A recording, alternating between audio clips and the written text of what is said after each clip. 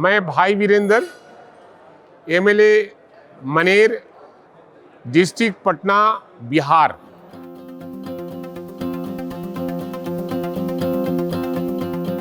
देखिए, हमारा कंस्टिट्यूंसी गंगा, सोन और सरयुग नदी के तट पर बसा है और मैं वहाँ का एमएलए हूँ। देश में 4 ही शरीफ जगह है। एक मनेर शरीफ जहाँ के मैं एमएलए हूँ, एक बिहार शरीफ, एक फुलवारी शरीफ और एक अजमेर शरीफ। मैं वहाँ का एमएलए हूँ, मनेर का, जहाँ सूफी संतों की धरती रही है। वहाँ आज़ादी के पहले सभी धर्मों के लोग एक साथ रहकर और अपने धर्मों का प्रचार करते थे। वहाँ का मैं रहने वाला हूँ। सूफी संतों की धरती है वो।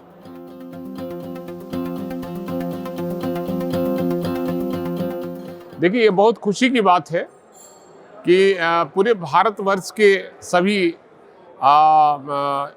असेंबली के मेंबर को, एमएलसी मेंबर को, माने विधानमंडल के सदस्यों को यहाँ बुलाया गया है और अपने अनुभव को यहाँ बताने और शेयर करने का काम कराने का किया है। इसके लिए इस संस्था को मैं बहुत बहुत धन्यवाद देता हूँ। हम लोग के पास समय न रहते हुए भी आया हूँ ये देखने की सभी स्टेट से एमएलए आ रहे हैं, उनका क्या विचार है, रहने सहने का क्या उनका ढंग है, वो देखने हम लोग आए हैं।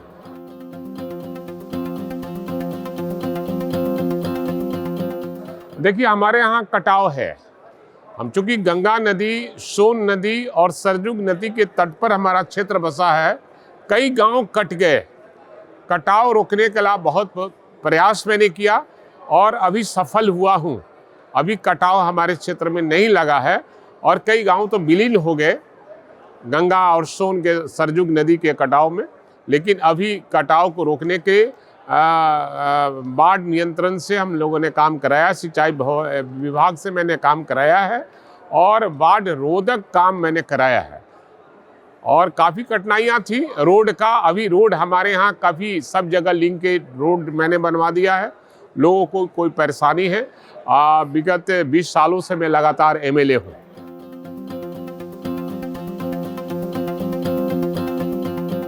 देखिए, पहले का लोग और आपके लोग के बहुत आसमान ज़मीन का फ़र्क है। हम लगता है कि देश का पहला एमएलए है, हो सकता है 10 और एमएलए हो जो कम पैसे में और चुनाव लड़ते हैं। और हमारा लोग, हमारा पब्लिक, हमारा जो चाहने वाले वो पैसा नहीं खोजते। बिना पैसे के विचार पर, चूँकि दिल जीता है मैंने उनका, व्यवहार से लोगों का दिल जीता है, इसलिए पैसा नहीं लगता है चुनाव में हमारा। और पब्लिक वोट देती है और मन से देती है। जब मैं चुनाव लड़ता हूँ, पिछले बार से ज़्यादा वोट से चुनाव जीतता हूँ।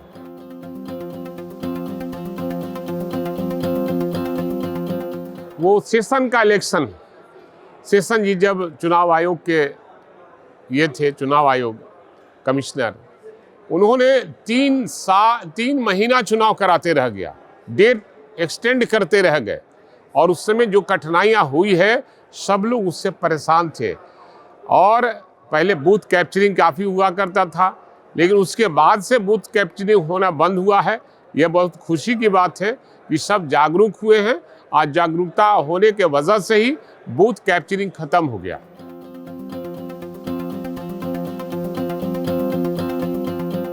देखिए, हम लोग चौधरी चरण सिंह के साथ राजनीति किए हैं, जो देश के प्रधानमंत्री थे लोक दल के ज़माने से।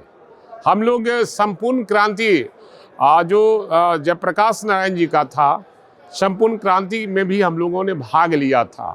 और बिहार, चूँकि बिहार के रहने वाले हैं, तो बिहार समाजवादियों का गढ़ रहा है। और बिहार के जब जब राजनीतिक करवट लेता है, देश में परिवर्तन होता है। और इस बार लगता है कि बिहार के लोग अंगड़ाई ले लिया है और वहाँ देश में परिवर्तन होगा। महात्मा बुद्ध और गौतम की धरती से हम लोग आते हैं।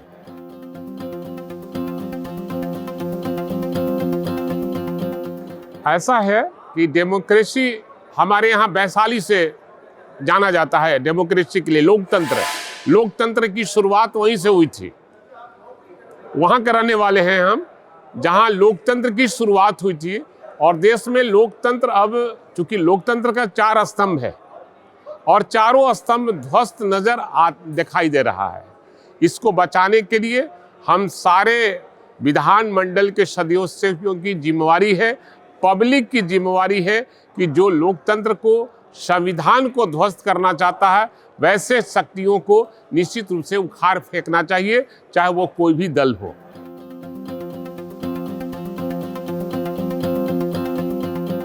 मैं तो पब्लिक के लिए जिंदा हूं और पब्लिक के लिए काम करने के बाद जो समय मिलता है तब परिवार को मैं समय देता हूं।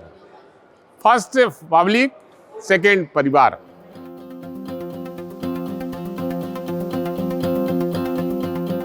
मैं ईमानदारी से राजनीति करता हूं, मैं जनता का सेवक हूं और पहले जनता का काम देखता हूं तब कोई काम करता हूं, और जनता के हित में जो होता है मैं काम करता हूं और ईमानदारी से काम करता हूं, ऑनेस्टी से।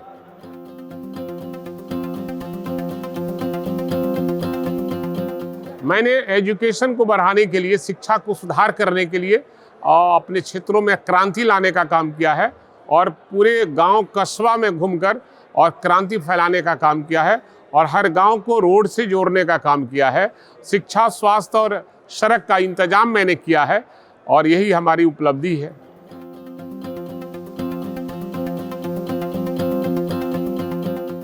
मैं यही कहूँगा कि देश की आज़ादी कराने के लिए हमारे पुरखों ने जान की कुर्बानी लगाकर देश को आज़ाद कराया था। इसमें हिंदू, मुस्लिम, सिख, ईसाई सबने अपनी जान की कुर्बानी देकर इस देश को आज़ाद कराया था। सभी युवाओं को मैं कहूँगा कि इस देश की अक्षुण्णता को बरकरार रखना है तो निश्चित रूप से लोकतंत्र को बहाल करना होगा, क्योंकि लोकतंत्र खतरे में है, संविधान खतरे में है। वैसी स्थिति में सारे युवाओं को के कंधे पर ये भार है कि लोकतंत्र को, डेमोक्रेसी को बचाने का काम करें।